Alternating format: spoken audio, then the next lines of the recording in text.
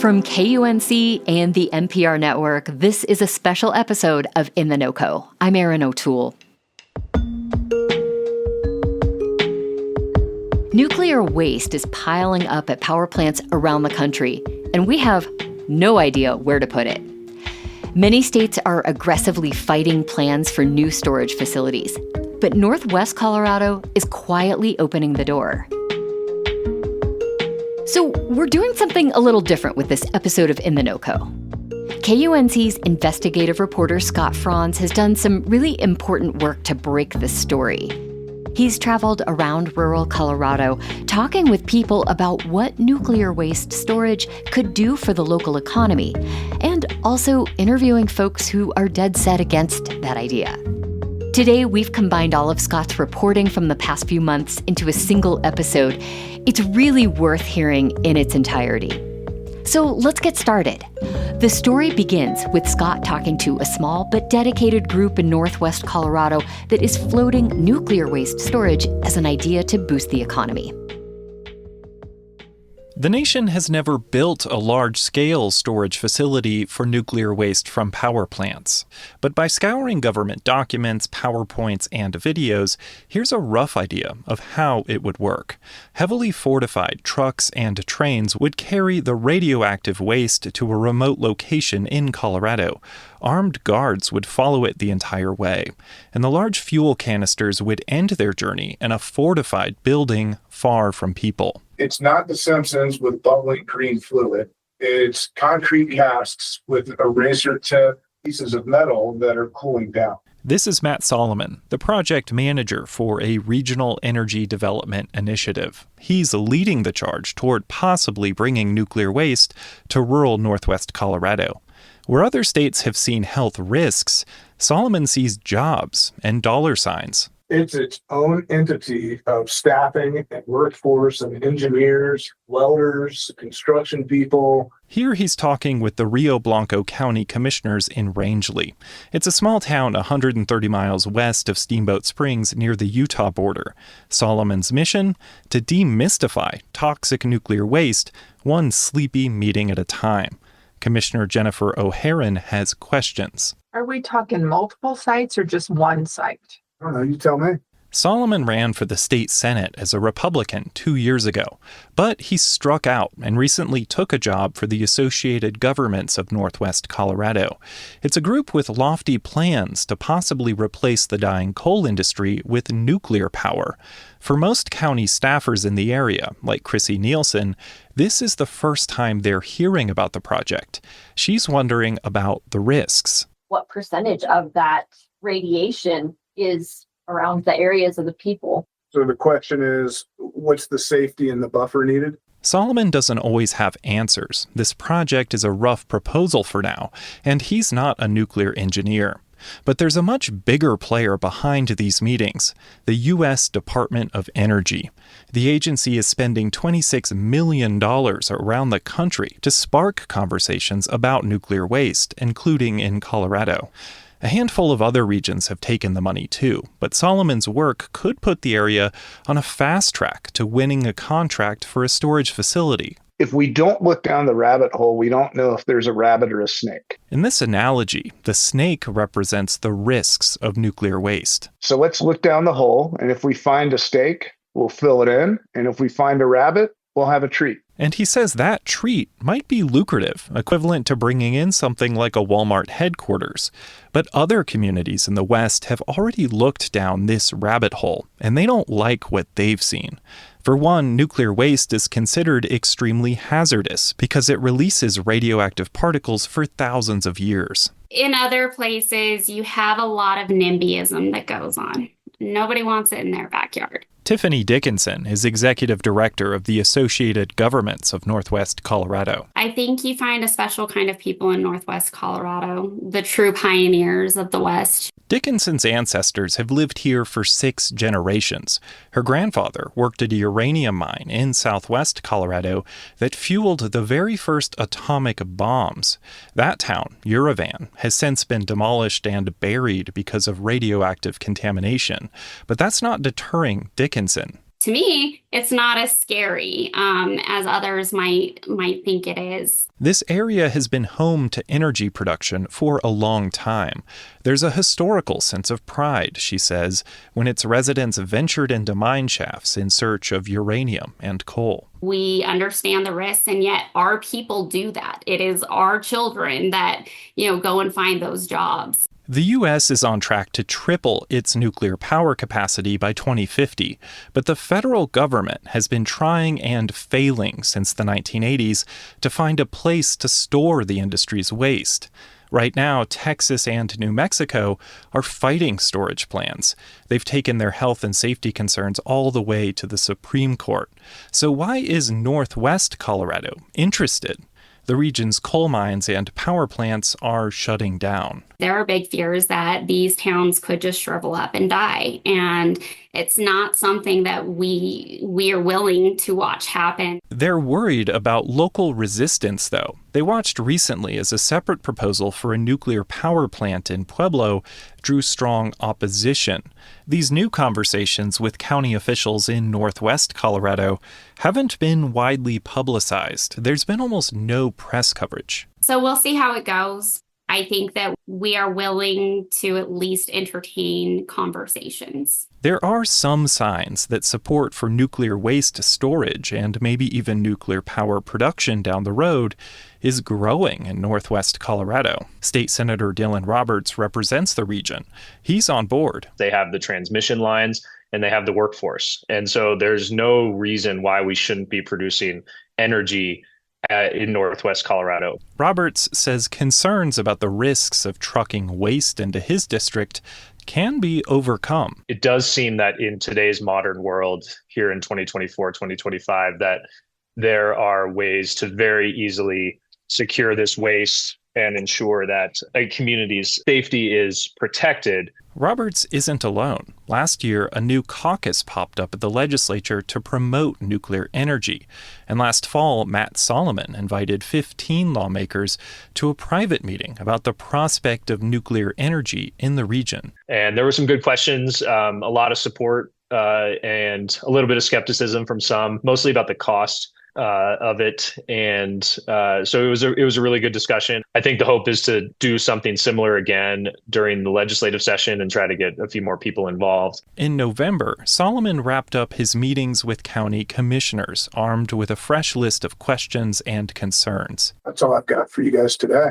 Thanks. Thank you. Thank you guys. Now his regional lobbying group is preparing to ramp up its nuclear waste conversations in the new year, with the focus eventually shifting from what elected officials think to what their constituents think. And at that point, we'll know, hey, this region is supportive of this concept and this idea, or this region is not. In a report Solomon filed for the Department of Energy in October, he said there was, quote, no notable fear or hesitation at the local level. He also quoted an unnamed town council member as saying they were all in.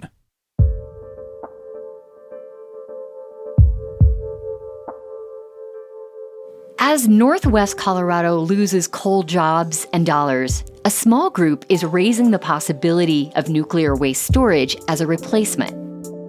In the next chapter of today's special episode, Scott Franz travels to coal country, an area west of Steamboat Springs, where he finds mixed feelings about how nuclear waste could factor into the region's economic future.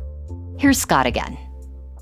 The ranching community of Hayden has been approached twice in the past by groups trying to sell them casinos to solve their financial challenges. Now residents are hearing about another big idea: importing toxic nuclear waste and creating the nation's first centralized storage site somewhere in the state's northwest corner. At this point, the project is an idea floating around political circles, but it's raising eyebrows at the Wild Goose, a cozy coffee shop in the center of town. I meet the Delaney's at a small table in the back. Obviously, a lot of concerns with transporting nuclear waste by rail. Especially when we're in, to me, one of the more exciting discussions is commuter rail in our valley. Especially if you're going to have passenger rail on the same lines. I mean, that's a big issue. But I guess I don't know enough about it. Patrick and Tammy Delaney run this popular spot inside an old grain elevator, the tallest structure in Hayden.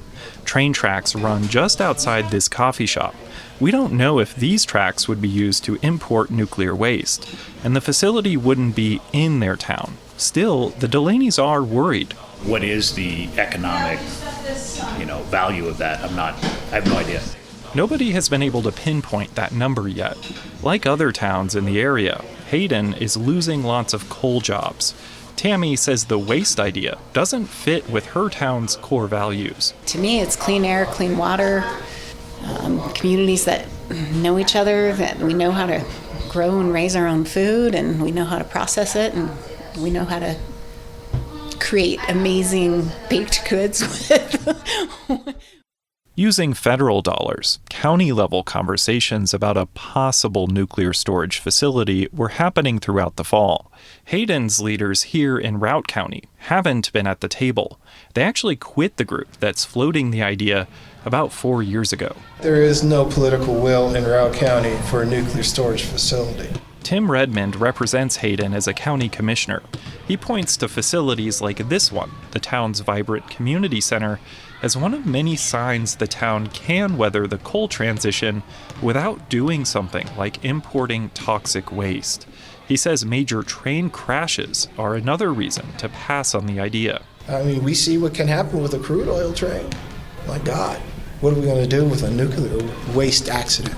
Redmond points to new developments, like a business park going up at the regional airport, as signs Hayden is doing just fine. If I look around at all the communities that are going through this transition, I think Hayden's doing the best. But Hayden can afford to be more selective about its economic future than its neighbors eyeing nuclear waste. Here in Routt County, there's a strong tourism industry and a diverse economy centered in Steamboat Springs. Coal jobs are responsible for less than 15% of its economic output. But over in neighboring Moffat County, that number was almost 50% when the mines started closing. So there's a real sense of urgency here, as Sasha Nelson drives me around the outskirts of a small city called Craig. We're checking out a whirlwind of projects designed to help it survive the energy transition. We're trying to do so much, so fast. Nelson is an economic development worker in this region. She talks about new affordable housing and a commercial solar array. Our first stop, though, is a brand new boat ramp on the Yampa River. Others may spend time tubing in lower season. Others may come and find a nice fishing hole. Project leader Melanie Kilpatrick, who joined us at the boat ramp, says the goal here is to draw tourists. Many, especially who are here in Moffat County, kind of want that wide open space and connection to nature. After we hop back in Nelson's car and continue our tour, reality starts to sink in. How far will these projects really go in replacing coal revenue? Not enough to replace the 2,800 jobs projected to have been, at risk in 2020 when closures were announced. And that's where nuclear waste storage comes back in. Nelson has heard about it, but staring through the windshield at the vast mesas and fields of sagebrush, she says she doesn't want this region to become a dumping ground. It would break my heart if, because of our remoteness, because of the space that we still have available, that becomes a place where any project just ends, where we're a waste disposal area. But she understands why the talks are happening. We need a next phase and the options for nuclear development, and those conversations are ongoing and are really critical for the what's next.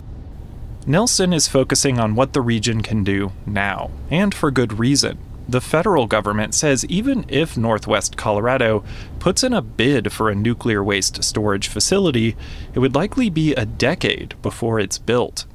Moffat County has hosted meetings about the idea of importing nuclear waste, and a report summarizing those meetings said there was no notable fear or hesitation to continuing them. Political action on the idea could come soon. State Senator Dylan Roberts represents Routt and Moffat counties. He's interested in a waste storage facility. I have been a strong supporter for things like the boat ramp and the affordable housing development in Craig. which are all going to help diversify their economy and keep people in the community. But we do need to recognize that a big part of their tax base is energy development, and it should continue to be that way. Back at the Wild Goose coffee shop in Hayden, the Delaney's say they're also intrigued by the idea of nuclear energy. But Patrick and Tammy aren't sold on what to do with the waste. Well, most part it's safe. I mean, skeptic, but you know, again, what do you do? Problem of waste. What do you do in the long run, and how do you get it here? I think we'll have to see it be successful in other countries before we really see it deployed in the U.S. And if these talks continue, they say they'll need to do a lot more research before evaluating this sales pitch.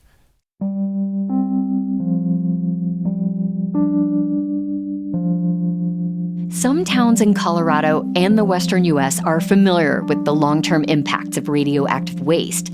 So, as communities in the rural northwest corner of Colorado discuss importing it, some people are raising concerns. In the final chapter of today's episode, Scott Franz examines the risks, starting at a Superfund site in southern Colorado. Here's Scott. 3 years ago, the Department of Energy asked for feedback on its national search for a place to temporarily store the waste piling up at power plants.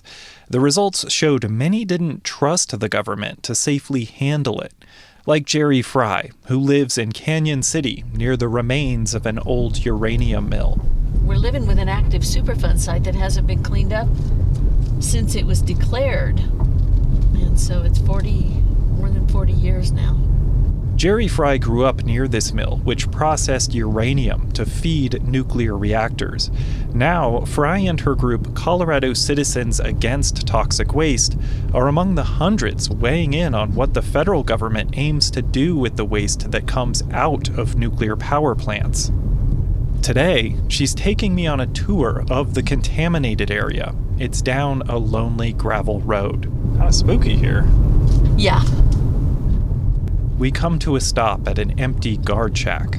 This fence is the restricted area, so you can't go beyond that, but there aren't any signs on it. Behind this fence, high above us, are the remains of the Cotter uranium mill. More than 5 million tons of radioactive waste is buried up there. Fry's community is still dealing with the fallout of radioactive contamination from decades ago. The waste leached into groundwater and migrated to residential areas. And while Fry isn't from Northwest Colorado, she wants communities to understand the full picture of risks, as a group in that area shops around the idea of importing nuclear waste. These things have half-lives that are centuries, millennia long. And so a community that is not given full disclosure and full information about what they're signing on to could just get a horrible commitment. Fry is an activist, not a nuclear scientist, so we consulted with experts on this question. How safe is the stuff coming out of reactors today? Growing up right after major accidents like 3 Mile Island, followed by Chernobyl, really sparked my interest in nuclear power, nuclear safety. Anna Erickson is a professor of nuclear engineering at Georgia Tech University, and she leads a research consortium sponsored by the National Nuclear Security Administration. It was done very carelessly in the past. It is not how we do things today. We have a lot better understanding of material associated with the uranium fuel cycle, and we do not think that depleted uranium is harmless anymore, right? Erickson says the scale of today's waste from power plants is more manageable than the waste from nuclear weapons and fuel production in places like Canyon City, where Jerry Fry lives. But if you take all of the spent fuel that's been stored on site of nuclear reactors and you consolidate it all, it's size of about a football field, right? About 10 yards deep. Today's waste, called spent fuel, is stored in large cylinders made of concrete and steel. The material inside is dangerous, Erickson says. Once the fuel is stored in those casks, the radiation around those casks is actually not that high. Those casks are regularly inspected today by humans with those Geiger counters that you've seen or other instruments. But in the future, we're looking to move to robotics inspection. And Erickson says the nation has not had any major accidents with spent fuel, but some scientists are worried it won't stay that way. Edwin Lyman is also a nuclear waste expert. He's the director of nuclear power safety at the Union of Concerned Scientists in Washington, D.C. And if there's no long-term plan to transfer that spent fuel to a more durable structure that can last for geologic time, then we can have a problem. The idea being floated in northwest Colorado is for a facility that would temporarily house waste being created at power plants around the country. Lyman says without a plan for permanent storage, communities could get stuck with waste that must be protected for generations. So that's the real challenge of nuclear waste disposal, is finding a way to make sure that it doesn't affect the environment over this very long time period that it will remain toxic. Lyman also points to mishaps. In 2018, workers moving a canister of spent fuel in California made an error and almost dropped it down onto the floor of a concrete bunker. Lyman called it a near miss. He has other concerns, like transportation accidents, sabotage, and terrorism. A deliberate attack is certainly one way where you could maximize the potential harm to the community from that facility. Back in Canyon City, community meetings about cleaning up the old Cotter Superfund site have been happening as recently as this month. Jerry Fry has been keeping tabs. It's been filthy and uncleaned up for 40 years. And it probably will not be cleaned up by the time I'm gone. But Fry is also looking toward the future. That's why she regularly writes letters and comments on the nation's plans for nuclear energy. After she tuned into some of the storage discussions happening in northwest Colorado, she was sad. Because it's the same old game. And it's very opportunistic. She says any community considering raising its hand should be asking lots of questions. If, as a community, we're going to have to host this, how long is that going on? The containers that this material's in, are the containers going to last the life of the contents? And those opportunities to ask questions will come soon. Public meetings on the waste storage idea are being planned in northwest Colorado, and the Department of Energy says it will formally ask which communities are interested in the idea this fall.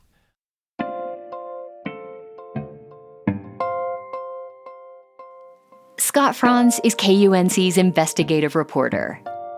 As Scott mentioned, this story is far from over. If you want to follow our coverage on this nuclear waste proposal, you can subscribe to the In the NOCO newsletter. Once a week, we send you headlines from KUNC News and throughout Colorado. Visit KUNC.org to subscribe. That's it today for this special edition of In the NOCO. I'm Erin O'Toole. We'll be back with our regular show on Monday. Thanks so much for listening.